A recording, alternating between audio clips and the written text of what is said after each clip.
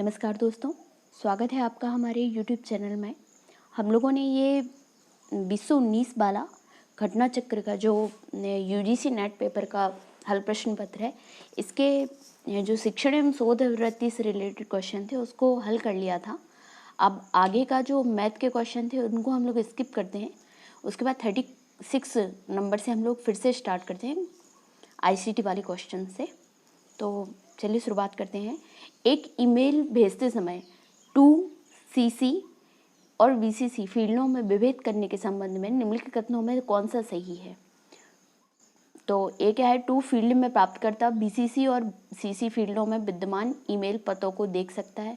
नहीं, ऐसा कुछ नहीं है, 2 डायरेक्ट होता है।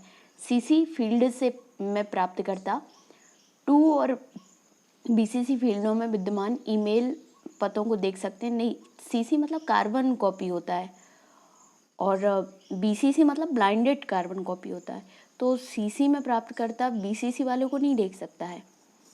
और अगला है BCC फील्ड में प्राप्तकर्ता 2 और CC फील्डों में विद्यमान ईमेल पतों को देख सकता है। तो हाँ, ये सही है। ठीक है। एक ईमेल भेजते समय 2 लोगों के पास संदेश को भेजने को संदर्भित करता है। कोई संदेश एक अथवा एक से अधिक लोगों को भेजा जा सकता है। CC अथवा कार्बन अर्थात कार्बन कॉपी में जिसके पास ईमेल भेजा गया है उसकी प्रतिलिपि भेजी जाती है। यहाँ ध्यान देने वाली बात है कि जिस भी यूजर को प्रतिलिपि भेजी जाती है उसका विवरण सभी 2 संदर्भित लोगों को ज्ञात होता है। मतलब जो 2 को ज्ञात होता है वो किसका ज्ञात होता है? CC का। और VCC से तात्पर्य ब्लाइंड कार्बन कॉपी से है। यह युक्ति सर्वोच्चता को प्रदर्शित करती है जहां सूचना के संबंध में सभी जानकारी से ज्ञात होती है। मतलब BCC जो होता है उससे सभी जानकारी प्राप्त होती है, परंतु इसे प्राप्त संदेश का ज्ञान जो होता है ना, वो अन्य किसी प्राप्तकर्ता को नहीं चल पाता है। अगला है, किसी समूह को डिजिटल प्रौद्योगिकी उपलब्धता और दूसरे समूह को इसकी अनुपलब्धता से जो विषमता उत्पन्न होती है उसे कहा जाता है, क्या कहा जाता है? इसे डिजिटल विभाजन कहा जाता है कि किसी के पास है, किसी के पास नहीं है। डिजिटल विभाजन इंटरनेट और संचार प्रौद्योगिकी उपयोग के प्रभाव में के संबंध में एक आर्थिक और सामाजिक असमानता को प्रदर्शित करता है। दुनिया के विभिन्न देशों या क्षेत्रों के बीच डेटा तक पहुंच संबंधी विषमता को वैश्विक डिजिटल विभाजन के रूप में जाना जाता है। यह अंतर्राष्ट्रीय स्तर पर विकासशील और विकसित देशों के बीच तकनीकी विभेद का उल्लेख करता है। अगला है, इंटरनेट पारिभाषिक शब्दावली में परिवर्णी शब्द WYSI और WYG का अर्थ क्या होता है? Why you saw is what you got, नहीं, what you see is what you get, बिल्कुल यही होता है। क्या होता है? What you see is what you get। क्या होता है इसमें? इसमें होता है का अर्थ what you see is what you get. आप जो देखते हैं वही आपको मिलता है। जब HTML एडिटर ये वाला मैसेज देखता है what you see is what you get का, तो इस मोड में होता है तो क्या होता है, HTML पेज को रेंडर किया जाता है क्योंकि इसे वेब ब्राउज़र के साथ देखा जा रहा है। अंतर केवल इतना है कि वेब डेवलपर उसी समय पेज में सुधार कर सकता है। ध्यातव्य है कि what you see is what you get editor developer को पेज के चारों ओर क्लिक करके और खींचकर पेज तत्वों को स्थानांतरित करने की अनुमति देता है। सॉफ्टवेयर जिसे आप निःशुल्क डाउनलोड कर सकते हैं, किंतु ट्रायल अवधि के पश्चात इसको प्रयोग जारी रखने के लिए आपको भुगतान करना पड़ता है। इसको क्या कहते हैं? इसको कहते हैं शेयरवेयर। क्या होता है, मतलब कभी कभी ऐसा नहीं होता है कि हाँ ये वाला आप इतना ये डाउनलोड कर लिए, इतने टाइम तक फ्री रहेगा, फिर आपसे पैसे लेते हैं ये लोग। जैसे एंटीवायरस वगैरह में भी होता है किसी किसी में। तो शेयरवेयर एक ऐसा सॉफ्टवेयर होता है जिसे प्रचार करने हेतु इंटरनेट में मुफ्त डाउनलोड करने की सुविधा प्रदान की जाती है। यह सुविधा केवल कुछ समय तक के लिए होती है। इसे ट्रायल पीरियड भी कहते हैं। यह ट्रायल पीरियड सॉफ्टवेयर के हिसाब से होता है जो कि एक दिन से कुछ महीनों तक भी हो सकता है। कुछ शेयरवेयर ऐसे भी होते हैं जो समय की बजाय उस पर किए गए हिट से काउंट किए जाते हैं। अगला, निम्नलिखित कंप्यूटर घटकों में से कौन सी पहुंच की गति से दृष्टि से सबसे द्रुत है? तो USB drive, solid state drive, RAM, hard disk. तो इनमें से रैम होगा। ठीक है, इनमें से रैम है। इनमें सबसे ज़्यादा जो यूएसबी ड्राइव सॉलिड और हार्ड डिस्क में है ना, इनमें सबसे ज़्यादा स्पीड जो होती है इसकी देखने में रैम की होती है। रैंडम एक्सेस मेमोरी से मुख्य मेमोरी और प्राथमिक मेमोरी कहते हैं। रैम में सीपीयू द्वारा वर्तमान में किए जा रहे कार्यों का डेटा और निर्देश स्टोर रहते हैं। यह मेमोरी सीपीयू का भाग होती है, इसलिए इसका डेटा डायरेक्ट एक्सेस किया जा सकता है। प्रश्नगत विकल्पों में यह पहुँच की दृष्टि से सबसे तेज है। Rio+20 सम्मेलन का एक मुख्य परिणाम किसके समुच्चय का विकास करना था? तो ये सस्टेनेबल डेवलपमेंट गोल, सतत विकास लक्ष्य जो थे ना, वो Rio+20 की ही देन है। फिर उसके बाद 2015 से 2030 तक के लिए जो लाए गए थे। Rio+20 का मुख्य परिणाम सतत विकास लक्ष्य समुच्चय सस्टेनेबल डेवलपमेंट गोल का विकास करना था। ध्यातव्य कि Rio+20 सतत विकास से संबंधित संयुक्त राष्ट्र सम्मेलन का आयोजन 22 जून 2012 तक रियो डी जेनेरियो में किया गया था। इस सम्मेलन का आयोजन वर्ष 1992 में, जो पृथ्वी सम्मेलन कहते हैं जिसे, में रियो डी जेनेरियो में आयोजित पृथ्वी शिखर सम्मेलन के 20 वर्षों के बाद किया गया, इसलिए Rio+20 पड़ा। सहस्त्राब्दी विकास लक्ष्यों के कार्यान्वयन की समय सीमा क्या है? तो ये 2000 से 2015 तक है। मिलेनियम डेवलपमेंट गोल ये 2000 में स्वीकार किए गए थे। इन लक्ष्यों की गणना 1990 के स्तर पर की गई। ये लक्ष्य 2015 तक प्राप्त करने हेतु लक्षित किए गए थे, जिसके अंदर 8 लक्ष्य रखे गए थे। वर्तमान में इनके स्थान पर SDG 2015-2030 लक्ष्य रखा गया, जिसमें कितने हैं? 17 लक्ष्य हैं तथा 169 उपलक्ष्य हैं। निम्नलिखित में से किस उपयोग योग्य कंपोस्ट निर्माण की अवधि 3 से 6 माह की होती है? वर्मी, अर्ध स्वचालित वर्ज्य, पिट कंपोस्टिंग और स्वचालित वर्ज्य संपर्क। तो पिट कंपोस्टिंग जो ये खाद बनाते हैं हम लोग मिट्टी की, वो 3-4 महीने में बनती है। गड्ढा खोद के जो बनाते हैं ना।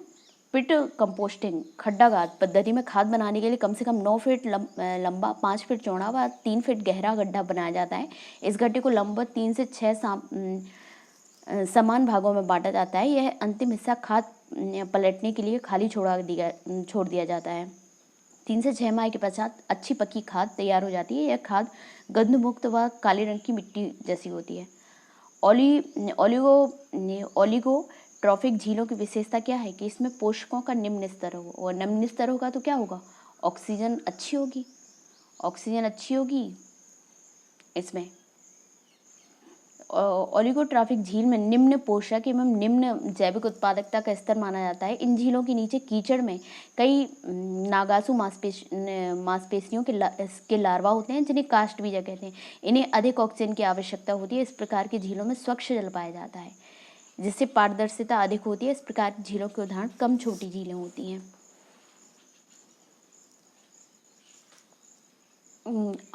अगला है तापमान में वृद्धि के साथ जल निकाय में विघटित ऑक्सीजन अंश क्या हो जाता है? ऑक्सीजन क्या होता है? घटता है, क्योंकि तापमान बढ़ेगा तो हाइड्रोजन और ऑक्सीजन के अणु अलग हो जाएंगे, तो क्या होगा? और फिर BOD की क्या डिमांड बढ़ेगी? क्या होगा? जब तापमान में वृद्धि होती है तब जल एवं ऑक्सीजन के मध्य रासायनिक बंध कमजोर होकर टूट जाते हैं, जिससे जल में घुलित ऑक्सीजन की मात्रा घटती है। इससे जलीय जीवों के श्वसन हेतु आवश्यक ऑक्सीजन की मांग, जो बायोलॉजिकल ऑक्सीजन डिमांड है, में भी वृद्धि होती है। भारत का संविधान सभी अल्पसंख्यकों द्वारा अपनी पसंद के शैक्षणिक संस्थान स्थापित करने के अधिकार का उपबंध करता है। तो ये कब करता है? अल्पसंख्यकों का कहाँ पे है? ये है 29-30 में है ना, तो ये 31 है, अनुच्छेद 31, हाँ 31, सॉरी नहीं 30, और उसका जो क्लॉज 1 है वो ऐसे बोलेंगे, ठीक है। अनुच्छेद 31A 30 क्लॉज 1 धर्म या भाषा पर आधारित सभी अल्पसंख्यकों को अपनी रुचि की शिक्षा संस्थानों की स्थापना और प्रशासन का अधिकार देता है। देखिए एक बार अल्पसंख्यकों का जो वो दिया गया है वो किसके आधार पर होता है? धर्म और भाषा पर आधारित अल्पसंख्यकों की वो की गई है। इसके खंड 2 में निर्दिष्ट किसी अल्पसंख्यक वर्ग द्वारा स्थापित और प्रशासित शिक्षा संस्था के संपत्ति अनिवार्य अर्जन के लिए उपबंध करने वाली विधि बनाते समय राज्य यह सुनिश्चित करेगा कि ऐसी संपत्ति के अर्जन के लिए विधि द्वारा नियत या अधीन अवधारित रकम इतनी हो कि उस खंड के अधीन प्रत्याभूत अधिकार निर्बंधित या निराकृत ना हो। SWAYAM, स्वयं। स्वयं का अर्थ है क्या है? Study webs of active learning for young aspiring minds. हाँ, क्या होगा? बी होगा, ठीक है। स्टडी वेब्स ऑफ, क्या है इसमें? ये कब लाया गया? तो 2001 में लाया गया था ना, स्वयं। यह शिक्षा नीति के 3 सिद्धांतों एक्सेस, इक्विटी और क्वालिटी को प्राप्त करने के लिए भारत सरकार द्वारा चलाया गया। 2001 में नहीं लाया गया था ये वाला, स्वयं नहीं। यह शिक्षा नीति के 3 सिद्धांतों ये मैं बता दूंगी स्वयं कब लाया गया था। स्वयं से तात्पर्य study wave of active learning for young aspiring minds है। यह शिक्षा नीति के 3 सिद्धांतों एक्सेस, इक्विटी और क्वालिटी को प्राप्त करने के लिए भारत सरकार द्वारा चलाया गया एक कार्यक्रम है, जिसका उद्देश्य सभी के लिए सर्वोत्तम शिक्षण व्यवस्था उपलब्ध कराना है। डिजिटल इंडिया उन छात्रों के बीच की खाई को कम करने का सामूहिक प्रयास है। तो ये 2017 में लाया गया था, जो स्वयं है ना, ये 2017 में लाया गया था। इसी का एक और प्रोग्राम इसके अंतर्गत बनाया गया था, स्वयं प्रभा। वो DTH वगैरह, ये चैनल वगैरह जो डिजिटली जो एजुकेशन है उसके लिए था। तो इसमें क्या था? स्वयं में ये डिजिटल इंडिया एवं उन छात्रों के बीच की खाई को कम करने का सामूहिक प्रयास है, डिजिटल क्रांति से अछूते हैं। वह अभी तक वेब आधारित अर्थव्यवस्था की मुख्य धारा से नहीं जुड़ पाए हैं। अगला निम्नलिखित में से कौन सा शैक्षणिक FM रेडियो नेटवर्क है? तो ज्ञानवाणी जो है, ये 2001 में लाया गया था शायद। ज्ञानवाणी एक शैक्षणिक FM चैनल है जो कि वर्ष 2001 में शुरू किया गया था। मानव संसाधन विकास मंत्रालय के अंतर्गत IGNOU द्वारा संचालित कार्यक्रम है। इसके माध्यम से सुदूर क्षेत्रों और औपचारिक शिक्षा से दूर छात्रों तक शैक्षिक प्रसारण के माध्यम से शिक्षा प्रदान की जाती है। इसमें प्रसारण के माध्यम से विभिन्न विषयों का अध्ययन अध्यापन कराया जाता है। निम्नलिखित प्रतिवेदनों, अच्छा इस पर जरूर ध्यान देना कि जो भी UGC कार्यक्रम से रिलेटेड है ना, जैसे स्वयं है, ये ज्ञानवाणी हुआ, तो इनको देख के जाना कि किस किस में UGC जुड़ा हुआ है, ठीक है। इनसे संबंधित क्वेश्चन जरूर पूछे जाएंगे, जैसे स्वयं, स्वयं प्रभा। निम्नलिखित प्रतिवेदनों में से किसने परीक्षा प्रणाली की शैक्षिक, तकनीकी और प्रशासनिक समस्याओं को संबोधित किया है? तो ये report on standard of the educational system जो 1965 में लाई गई थी ना, इसमें शैक्षिक, तकनीकी व प्रशासनिक समस्याओं को संबोधित किया गया है। Report on standard of the educational system 1965 के माध्यम से परीक्षा प्रणाली की शैक्षणिक, तकनीकी और प्रशासनिक समस्याओं को संबोधित किया गया है। यह रिपोर्ट मुख्यतः कोठारी समिति की अनुशंसाओं का ही भाग था, जिसे भारतीय शिक्षा आयोग की अनुशंसा भी कहते हैं। इसमें कुल 23 सुझाव दिए गए थे, जिनमें परीक्षा प्रणाली की शैक्षिक, तकनीकी और प्रशासनिक समस्याओं पर केंद्रित प्रमुख अनुशंसाएं थी। भारत में महाविद्यालयों की विश्वविद्यालय से संबद्धता की वर्तमान प्रणाली किस वर्ष हुई? तो 57 में, वुड डिस्पैच के टाइम ना, उसी ने चार्ल्स वुड डिस्पैच 1954 में लाया गया था ना ये, कि तत्वाधान में 1857 में महाविद्यालयों की विश्वविद्यालय से संबद्धता की वर्तमान प्रणाली का प्रारंभ हुआ। इसी के तहत 3 विश्वविद्यालयों का भी सबसे पहले जो हुआ था, स्थापना हुई थी। विश्वविद्यालय अनुदान आयोग संबद्धता नियंत्रण अधिनियम 1956 के माध्यम से स्वतंत्र भारत में 1957 में महाविद्यालयों की विश्वविद्यालयों से संबद्धता को कानूनी दर्जा दिया गया। तो कानूनी दर्जा कब दिया गया था? 1957, मतलब 100 साल बाद इनको कानूनी दर्जा दिया गया। वर्ष 2009 में इस दिशा में पुनः संशोधन किया गया। इस संबंध में UGC के क्लॉज F और G के अंतर्गत सब सेक्शन 1 से लेकर 26 तक जिक्र किया गया है।